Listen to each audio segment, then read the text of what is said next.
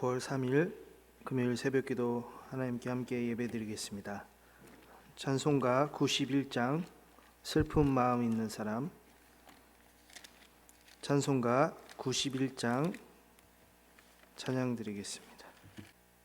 슬픈 마음 있는 사람, 예수 이름 믿으며 영원토록 변함없는 기쁜 마음 얻으리. 예수의 이름은 세상의 소망이요, 예수의 이름은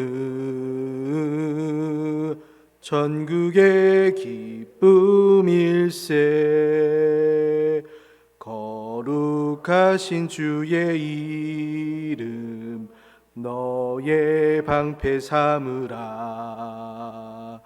환난 시험 당할 때에 주께 기도드려라. 예수의 이름은 세상의 소망이요, 예수의 이름은 전국의 기쁨일세.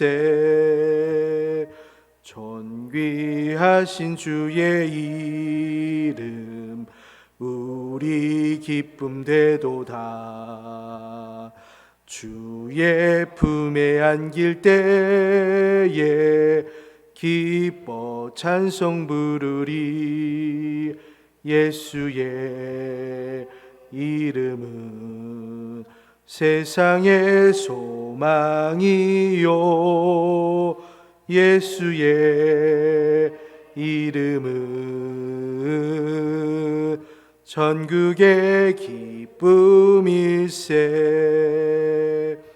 우리 갈 길 다 간 후에 보좌 앞에 나가 왕의 왕께 경배하며 멸류관을 드리리. 예수의 이름은 세상의 소망이요, 예수의 이름은 전국의 기쁨일세. 아멘. 함께 나눌 하나님의 말씀, 예레미야 애가입니다. 예레미야 애가 1장 1절에서 4절까지 말씀 보겠습니다. 예레미야 애가 구약성경 1143페이지에 있습니다. 슬프다 이 성이여, 전에는 사람들이 많더니 이제는 어찌 그리 적막하게 앉았는고. 전에는 열국 중에 크던 자가 이제는 과부같이 되었고, 전에는 열방 중에 공주였던 자가 이제는 강제 노동을 하는 자가 되었도다. 밤에는 슬피 우니 눈물이 뺨에 흐름이여, 사랑하던 자들 중에 그에게 위로하는 자가 없고, 친구들도 다 배반하여 원수들이 되었도다. 유다는 환난과 많은 고난 가운데에 사로잡혀 갔도다. 그가 열국 가운데에 거주하면서 쉴 곳을 얻지 못하며 그를 핍박하는 모든 자들이 궁지에서 그를 뒤따라 잡았도다. 시온의 도로들이 슬퍼하며 절기를 지키려 나아가는 사람이 없음이로다. 모든 성문들이 적막하여 제사장들이 탄식하며 처녀들이 근심하며 시온도 곤고를 받았도다. 아멘. 새벽을 기쁘다로 시작해도 부족할 텐데 오늘 말씀을 보니 이제 슬프다로 시작을 합니다. 예레미야 성경책을 마치고 오늘은 예레미야 애가를 살펴보게 되는데요. 그 예레미야 선지자 이름에 애가라는 단어가 제목에 붙어 있습니다. 예레미야의 슬픈 노래라고 보면 됩니다. 악기로 연주를 하는데 그 소리가 매우 구슬프게 들립니다. 우리나라 어떤 고전 악기들도 보면 한이 맺혀 있다고 해도 과언이 아닌데요. 그런 것처럼 오늘 이 예레미야 애가를 보면 정말 눈물이 나고 그리고 슬픔이 가득 차 있는 것을 볼 수 있습니다. 예레미야 모습을 보니 자신이 예루살렘 성에 홀로 앉아서 그 얘기를 풀어나가고 있습니다. 어떤 영화나 어떤 TV를 보면 그 텅 빈 성 꼭대기 위에서 마치 그 마을 전체를 이렇게 내려다 보는 것처럼 그런 모습을 상상하시면 될 것 같습니다. 찬란했던 어떤 예루살렘 성이 매우 쓸쓸하게 되었습니다. 성에는 사람들이 없고 그리고 그 이스라엘 사람들은 남편을 잃은 과부가 되었습니다. 공주가 강제 노역을 치르는 이제 포로가 되었습니다. 예레미야가 본 그 이스라엘의 상태는 기쁜 찬송을 불러야 되는 그러한 모습이었는데 이제는 그 기쁜 찬송은 더 이상 부를 수 없고 슬픔의 찬송을 불러야 했습니다. 그 예레미야 눈에는 눈물이 흐르는데 그 눈물이 흐른 그 자국에 다시 또 눈물이 계속 흐르고 있습니다. 예레미야 자신과 그리고 이스라엘 사람들 얼마나 슬펐는지 희망이 없다고 얘기를 하고 있습니다. 예루살렘 이스라엘 사람들은 사실 그 희망 없음을 과부됨을 스스로 자처했다라고 말씀을 하는데요. 왜냐하면 남편이신 그 하나님을 이제 멀리하고 그 이스라엘은 다른 나라 그리고 다른 우상, 다른 남편을 바라보았고 결국 하나님을 떠나버렸습니다.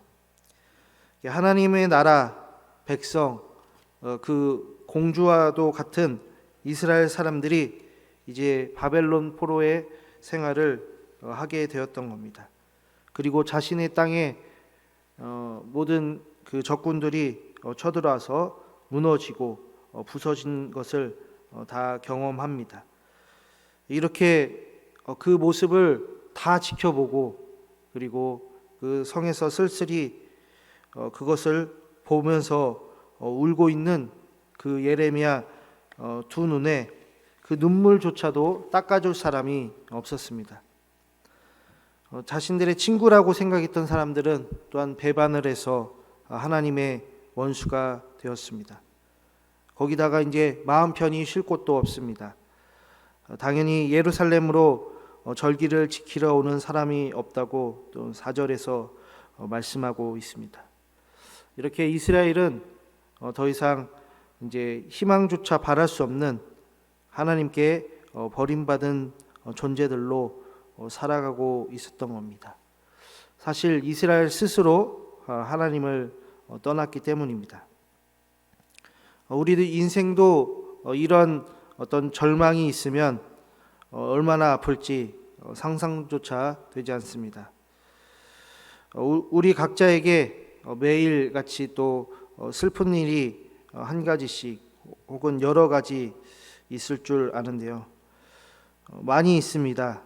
전 세계적으로 사실 코로나에 전염되는 것도 무섭고 백신을 맞고 나서도 정말 후유증이 없을까 있을까 겁이 납니다. 사람들이 또 예민해져서 말 걸었다고 또한 어떤 시비를 걸지 않을까 걱정도 되고요. 건강이며 또한 물질이며 장래일도 우리에게는 걱정되는 일들입니다. 그런데 예레미야나 우리나 다행인 것이 있습니다. 그리고 예레미야를 보면 계속 눈물을 흘리면서 그리고 슬픈 노래를 부르면서도 한 가지 놓치지 않은 것이 있었습니다. 우리도 그걸 놓치지 말아야 되는데요. 그것은 바로 슬픔의 원인을 그 예레미야가 발견할 수 있었다는 겁니다. 사실 우리에게 슬픔이 온다는 것은 잘 살다가 이제는 못 살게 될 때 슬픕니다. 전에 찬란한 영광이 있었으면 지금은 초라하고 보잘것없을 때 슬픕니다. 있는 것이 이제는 없어지면 슬픕니다. 기쁨 가운데 아픔이 있으면 또 슬프고, 슬픔의 감정이 바로 이런 어떤 본래의 정상적이고 그리고 좋았던 것들을 잃어버릴 때 생깁니다. 건강도 마찬가지죠. 전에는 건강했는데 지금은 이제 병이 들고 약해질 때 참으로 슬픕니다. 예레미야는 그 슬픈 원인을 이제 잘 발견했습니다. 우리도 마찬가지로 슬픈 마음이 들 때 사실 암울하고 하염없이 눈물이 나오고 앞이 캄캄해지고 걱정이 되고 그럴 때가 있습니다. 그때 예레미야가 한 가지 이제 슬픔의 원인을 잡고서 뿌리를 찾고서는 어떻게 했냐면 그 원인을 하나님과 연결을 합니다. 그리고 하나님께 그 사실들을 보여드립니다. 이스라엘의 멸망이 어디서 왔는가? 그 슬픔의 원인이 어디서 왔는가? 바로 그 이스라엘 자신들의 죄악 때문임을 정말 낱낱이 파헤칩니다.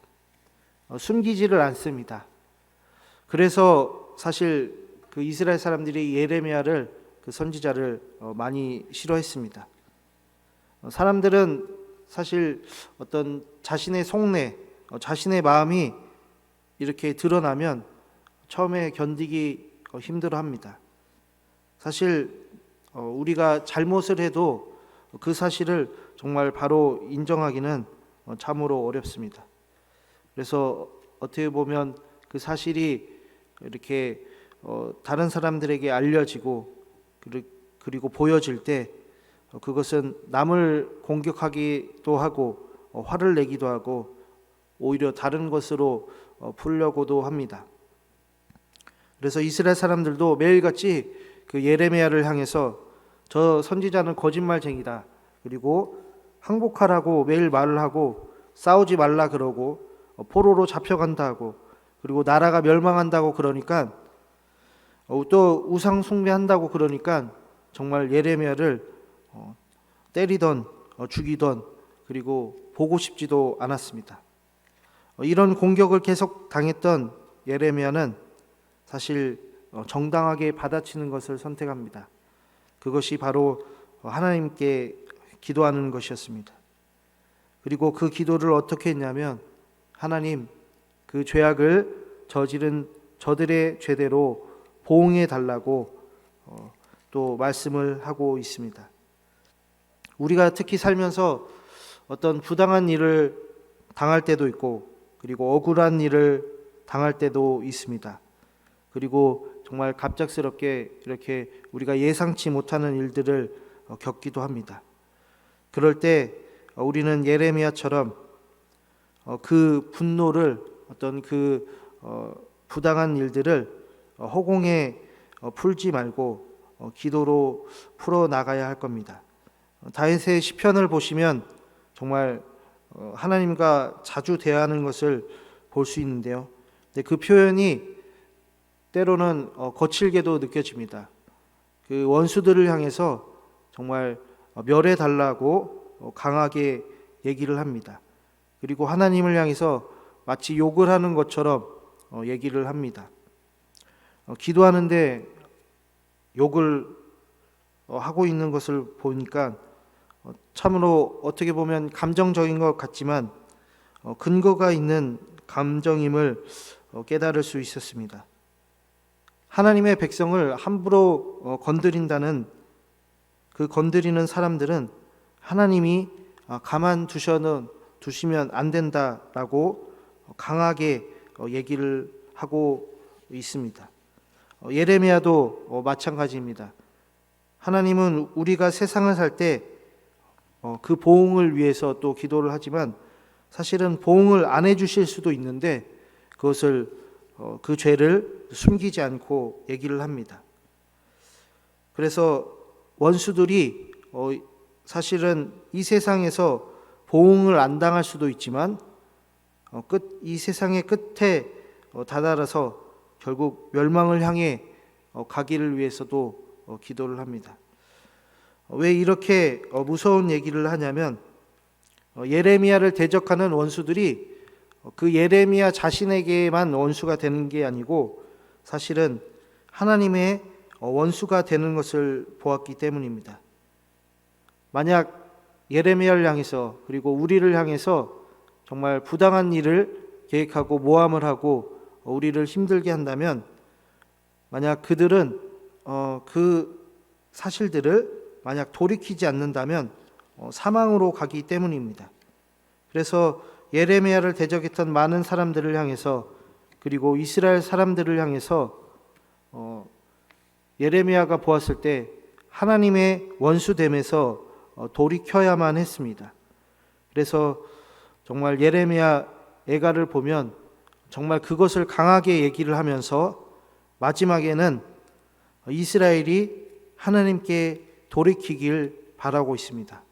그리고 하나님께서도 우리를 더 이상 버리지 말아 주시고 하나님께서도 우리를 향해 다시 돌아서 주시기를 간절히 기도하고 있는 것을 볼 수 있습니다. 이렇게 예레미야는 슬픔의 희망을 하나님께 있는 것을 발견한 겁니다. 이것이 놓치지 않은 정말 예레미야가 갖고 있는 어떤 모습 중에 특징 중에 하나입니다. 우리도 마찬가지로 슬픔이 있을 때 그 희망은 하나님께 있습니다. 그래서 우리 성도님들 슬픈 일이 있으십니까? 그러면 하나님께 돌아서시고 하나님을 만나시길 바랍니다. 우리 주변에 눈물을 닦아줄 사람이 없으시면 하나님께서는 친히 우리의 눈가에 있는 눈물을 닦아주실 겁니다. 우리가 억울한 일을 당했다면 하나님께 쏟으시면 하나님은 그 일들을 그 어떤 사람보다 지루하게도 또한 잊어버리시지 않고 천천히 다 들어주실 겁니다. 우리에게 희망은 오로지 하나님 뿐입니다. 여기서 끝나면 우리는 정말 하나님과만 매달려야 할 건데 저는 한 가지 더 제안하고자 합니다. 우리가 슬플 때 하나님만 있는 게 아닙니다. 하나님 함께 그 하나님을 믿는 성도님들이 있습니다. 우리 성도님들이 서로가 서로를 위로를 해주는 또한 옆에 있는 정말 하나님과 같은 친구된 자로 있어야 합니다.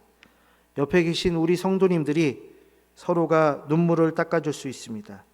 그래서 우리가 알고 지내는 정말 성도님들이 큰 힘이 됩니다. 우리에게 희망은 하나님이며 또한 우리 성도님들입니다. 하나님과 성도님들께 위로받는 우리 성도님들 될 수 있기를 간절히 축복합니다. 기도하겠습니다. 하나님 아버지, 예레미야의 두 눈에는 이스라엘의 멸망만을 바라보면서 정말 그 눈에 눈물이 마르기도 전에 계속해서 눈물이 흐르는 것을 볼 수 있었습니다.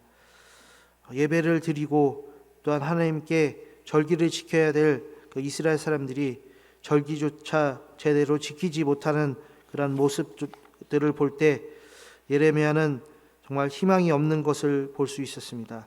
오히려 또한 이 일을 바로 고백을 하면 사람들은 그것을 부인하고 또한 받아들이지 못하는 것을 보면서 더욱 안타까워했습니다. 하지만 그 예레미야가 끝까지 놓치지 않았던 것은 하나님을 향해서 기도했고 또한 그 하나님을 통해서 회복되는 또한 이스라엘 사람들, 우리 성도님들을 볼 수 있었습니다. 이렇게 어려운 시기에 희망이 없는 것 같은 그러한 또한 상황 속에서 우리가 하나님을 찾게 하여 주시고 또한 우리 성도님들을 찾게 하여 주옵소서.